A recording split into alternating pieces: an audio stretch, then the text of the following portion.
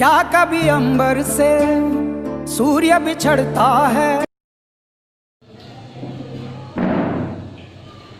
Hello, welcome back to our channel Chemistry Fever.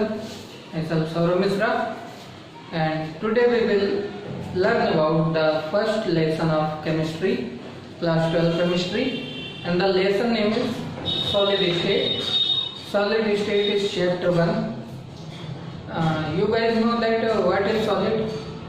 Solids are those substances which have definite volume and shape. Solids are those substances which have definite volume and shape. If we will talk about the particles of solid, the particles of solids are highly compressed to each other like this. These are the particles of solid. And what is solid state? Solid state क्या चीज है, आइए इसको जानते हैं. Solid state deals with solid particles and the nature of interaction between them. So what is solid state?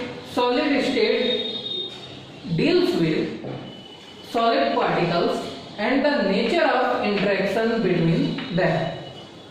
Solid particles have intermolecular forces between them. Solid particles have intermolecular forces between them.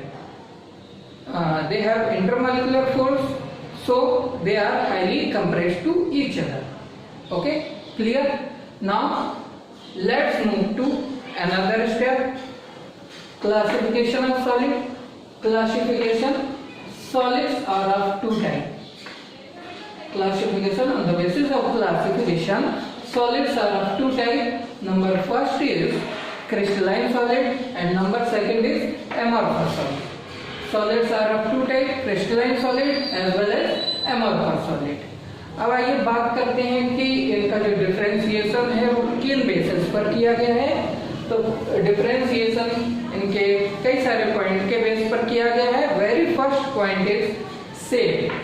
Shape की आइए बात करते हैं.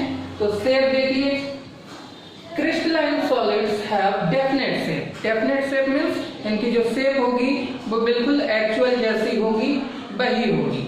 ठीक है, इनकी proper shape होती है, डेफिनेट शेप होती है. But in case of amorphous solid have irregular shape. Okay, they are irregular in shape. इनकी कोई भी शेप प्रॉपर नहीं होती है, इनकी डिसाइडेड शेप नहीं होती है. आइए जाते हैं सेकंड पॉइंट को. Second point is arrangement of particles. Arrangement of particle. अगर हम इन पार्टिकल के अरेंजमेंट के बेस की बात करें तो क्रिस्टलाइन सॉलिड का जो अरेंजमेंट ऑफ पार्टिकल होता है वो कैसा होता है?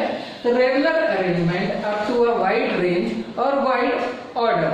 ओके, मतलब कि अगर क्रिस्टलाइन सॉलिड के पार्टिकल्स का अरेंजमेंट किया जाए तो ये वाइड रेंज तक, वाइड रेंज मींस एक बहुत ही लंबे ऑर्डर तक डेफिनेट अरेंजमेंट या फिर एक रेगुलर अरेंजमेंट को शो करेंगे.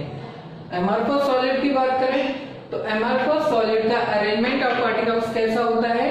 They don't follow a regular arrangement, they have short range order. इनका जो ऑर्डर होता है पार्टिकल्स के अरेंजमेंट का वो एक बहुत ही शॉर्ट रेंज ऑर्डर होता है. ये रेगुलर अरेंजमेंट को वाइड रेंज तक फॉलो नहीं कर पाते हैं. आइए जानते हैं थर्ड पॉइंट को. Third point is melting point. Melting point की आइए बात करते हैं. तो क्रिस्टलाइन सॉलिड की अगर हम बात करें तो मेल्टिंग पॉइंट इनका कैसा होता है? शार्प मेल्टिंग पॉइंट होता है. शार्प मेल्टिंग पॉइंट का मतलब इनका जो मेल्टिंग पॉइंट होगा वो फिक्स रहेगा. दे हैव फिक्स्ड और शार्प मेल्टिंग पॉइंट. बात करते हैं अमॉर्फस सॉलिड की तो they don't have sharp melting point. They gradually become soften over a range of temperature. Okay, इनका जो मेल्टिंग पॉइंट होता है वो शार्प नहीं होता है. जैसे जैसे इनको मेल्ट करेंगे टेम्परेचर को हाई करते जाएंगे, जो आपके अमॉर्फस सॉलिड हैं वो कन्वर्ट हो जाएंगे, सॉफ्ट होते जाएंगे. सॉफ्ट होने के साथ साथ धीरे धीरे ये लिक्विड में कन्वर्ट होंगे. तो दे ग्रेजुअली कन्वर्ट इनटू सॉफ्टेन. सॉफ्टेन मींस ये सॉफ्ट होते जाएंगे और इन द लास्ट लिक्विड में कन्वर्ट हो जाएंगे.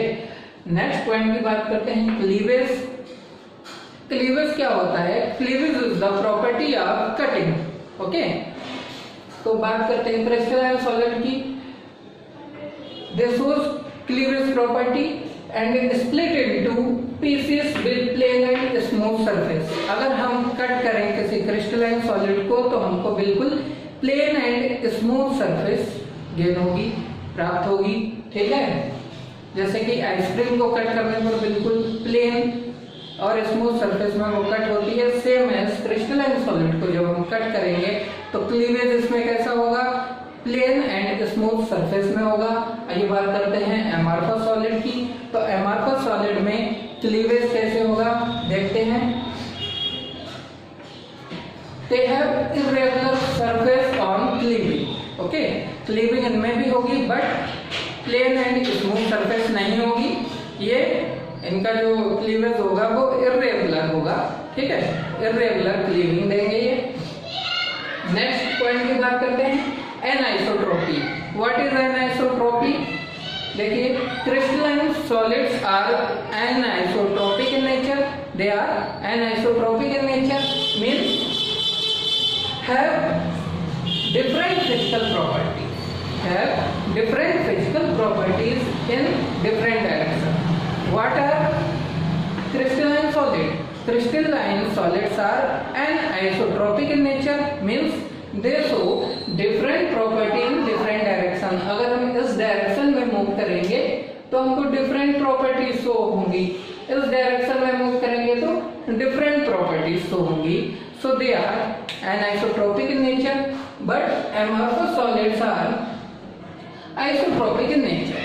They are isotropic in nature and have same physical properties in all directions. Okay, they are isotropic in nature and they show same physical property in all directions. So what is isotropy and anisotropy?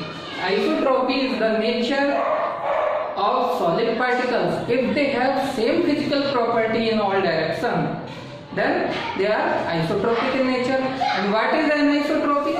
Anisotropy means if the solid particles have different properties in all directions, in all different directions, they are known as anisotropy. Okay, now the last point is nature. Nature of solid. तो crystalline solid की अगर बात करें तो इनका nature कैसा होता है? दे आर ट्रू सॉलिड, मतलब कि ये एक्चुअल में सॉलिड होते हैं. Crystalline solids are true solid, but in case of amorphous solids are pseudo और फॉल्स सॉलिड. ये सॉलिड की तरह बिहेव करते हैं. They are fake solid. ये स्यूडो सॉलिड होते हैं या फिर फॉल्स सॉलिड होते हैं. इनको आप फेक सॉलिड भी बोल सकते हो. ठीक है, ये एक्चुअल में सॉलिड की तरह दिखते हैं बट सॉलिड होते नहीं हैं. Okay, so amorphous solids are pseudo और false solid. And another name of amorphous solid is super cold liquid. They are also known as super cold liquid. Now let us take the example of crystalline solid. तो crystalline solid के example all metals like copper, silver, iron and some ionic compounds like NaCl, sodium chloride, ZnS, zinc sulfide or zinc blend and KNO3, potassium nitrate. In case of amorphous solid, their examples are glass, rubber and plastic. आप किसी की भी बात कीजिए, glass को जब आप over a wide range of temperature अगर आप उसको हीट करेंगे तो ये सॉफ्ट हो जाएगा glass.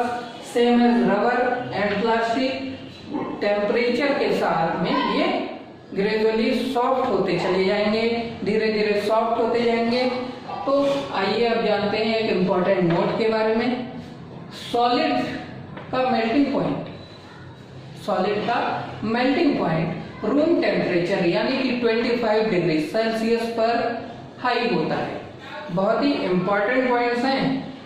Solid melting point is high over room temperature, same as liquid melting point is less than at room temperature means 25 degree Celsius.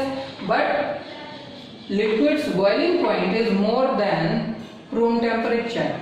Okay, and in case of gas, boiling and melting point both are higher than 25 degrees Celsius or room temperature. Thank you guys.